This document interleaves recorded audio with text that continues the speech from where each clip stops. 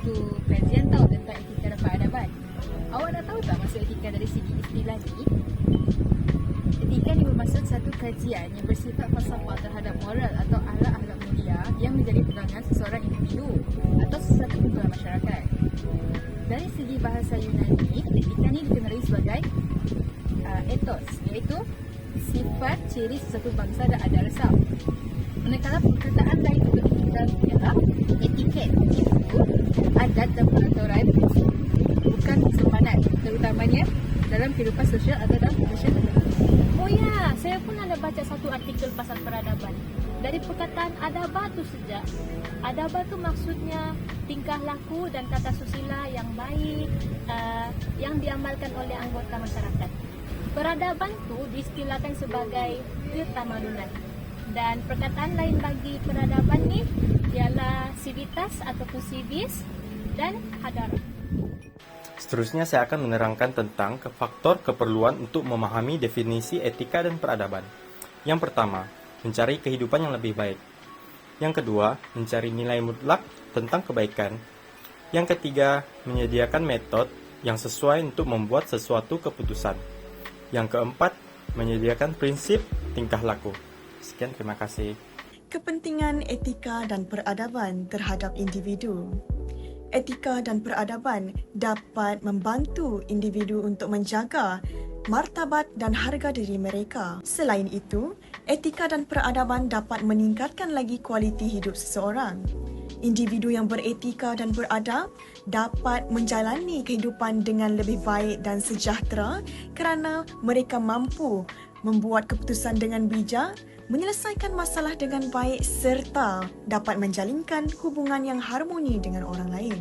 Etika dan peradaban penting bagi masyarakat kerana ia dapat mewujudkan perasaan tanggungjawab dalam diri. Hal ini dapat mewujudkan suasana persekitaran yang harmoni. Selain itu, etika dan peradaban ini sangat penting untuk negara. Contohnya, negara Malaysia yang terdiri daripada berbilang kaum dan budaya, mereka dipandang tinggi oleh negara lain kerana mereka hidup harmoni tanpa mengira bangsa. Ini akan menyebabkan sektor dari segi ekonomi semakin berkembang pesat. Teori etika adalah kajian mengenai apa yang dianggap baik dan buruk dalam setiap tingkah laku manusia. Ia membincangkan prinsip-prinsip moral yang menjadi asas kepada keputusan dan tindakan yang diambil oleh individu dan masyarakat. Peradaban, di sisi lain, merujuk kepada perkembangan sosial, budaya dan intelektual dalam sebuah masyarakat. Dalam dunia moden yang kompleks, penting untuk memahami bahawa konsep undang-undang abadi ini tidak sentiasa mudah diterjemahkan ke dalam amalan sehari-hari. Walaupun terdapat nilai-nilai moral yang dianggap kekal, aplikasinya seringkali bergantung kepada konteks sosial, budaya dan situasi tertentu. Namun demikian, pemahaman mengenai teori, etika dan peradaban serta penghayatan terhadap undang-undang abadi memainkan peranan penting dalam membentuk masyarakat yang bertanggungjawab dan adil. Untuk teori etika klasik deontologi universalisme yang berasal daripada bahasa Greek, iaitu tugas ataupun kewajipan seseorang individu. Pendekatan ini berlawanan dengan teori teleologi. Niat pribadi menjadi tugas ataupun kewajipan jika kita menginginkan kebaikan untuk orang lain. Tugas utama melayani orang lain merupakan maklumat sendiri yang berharga, bermaruah, dihormati dan bukan alaf bersifat lisani. Namun, teori ini juga mempunyai kekurangan, iaitu sukar melayani orang lain sebagai maklumat dan bukan sebagai alat sepanjang masa dan tidak mempunyai keutamaan dasar. Teori keadilan menurut Charles Rawls. Charles Rawls terkenal dengan gagasan teori keadilan substantif dan membagi prinsip keadilan menjadi dua, iaitu prinsip kebebasan setara bahawa setiap peribadi memiliki hak yang setara terhadap kebebasan dasar sistemnya yang sama dengan kebebasan untuk semua.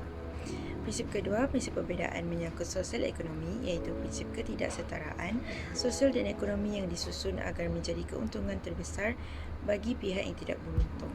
Teori kebebasan peribadi merujuk kepada pandangan dan pemahaman mengenai hak individu untuk menjalani kehidupan mereka tanpa campur tangan atau kawalan dari pihak lain, terutamanya dari pihak kerajaan atau institusi-institusi kuasa. Kebebasan peribadi membolehkan individu mengembangkan diri mereka untuk mencapai potensi dan membantu mencegah ketidakadilan. Seterusnya, saya akan menyambung dengan teori etika dan teleologi. Teleologi berasal dari perkataan Greek yang bermaksud hasil atau keputusan. Di dalam teori teleologi, terdapat teori utilitarianisme yang berkaitan dengan tindakan seseorang yang berasaskan tujuan memaksimumkan kebahagiaan atau keseronokan majoriti. Poin yang pertama bagi teori utilitarianisme ialah individu patut melakukan sesuatu tindakan yang menghasilkan kebaikan maksimum kepada setiap orang atau membawa kebahagiaan atau keseronokan majoriti. Yang kedua, sesuatu perlakuan itu dianggap baik atau benar mengikut kadar atau pertimbangan kebahagiaan yang diharapkan dapat diperoleh. Some philosophers make a distinction between ethics and morals. But many people use the terms ethics and morals interchangeably when talking about personal beliefs, actions, or principles. For example, it's common to say, "My ethics prevent me from cheating." It's also common to use morals in this sentence instead. So, whether we use the term ethics to refer to our personal beliefs or rules of conduct, or the study of moral philosophy, ethics provides a framework for understanding and interpreting right and wrong in society.